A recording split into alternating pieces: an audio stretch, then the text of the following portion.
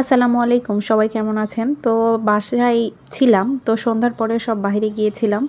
তো বাহিরে গিয়ে দেখি বাজারে শুধু লিচু আর লিচু। এত পরিমাণ লিচু যে বলে শেষ করা যাবে না। আর যেহেতু লিচুর এখন ফুল সিজন, তো সেজন্য ভাবলাম আমি আজকে একটু লিচু কিনে নিয়ে যাই।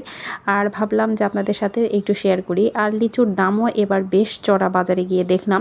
কারণ গত বছর যে লিচুগুলা হয়তোবা ৳200 শয়ে ছিল, এবার সেই লিচুগুলা ৳400 র নিচে নাই। আর বোম্বাই হচ্ছে যে চায়না থ্রি সবাই লিচু আসছে, ওই লিচুটা চাইলো ৳1000 কেজি। তো যে লিচুগুলো আমি নিলাম সেই লিচুগুলো বেশ ভালোই ছিল। আর লিচু কিন্তু বেশ মজার একটা ফল। তো সবগুলো আমরা মানে দেখে শুনে নিচ্ছিলাম যে লিচুর মুখে পোকা আছে কিনা। তো একটা লিচু আমরা ছিলে দেখতেছিলাম এবং উনিও বলতেছিল লিচু নাকি অনেক মিষ্টি, সেজন্য আমিও ট্রাই করার জন্য মুখে দিলাম। তো না, বেশ মজারই ছিল লিচুটা। তো আর লিচু খেতে কিন্তু আমার বরাবরই বেশ ভালো লাগে এবং লিচু দেখা যাচ্ছে আমাদের সবারই খুব পছন্দের একটা ফল।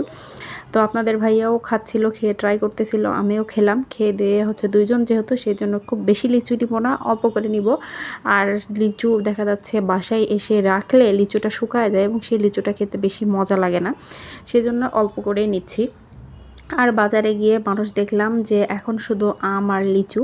আর আমের সিজনটা হয়তোবা আরও কয়েকদিন পরে আসবে।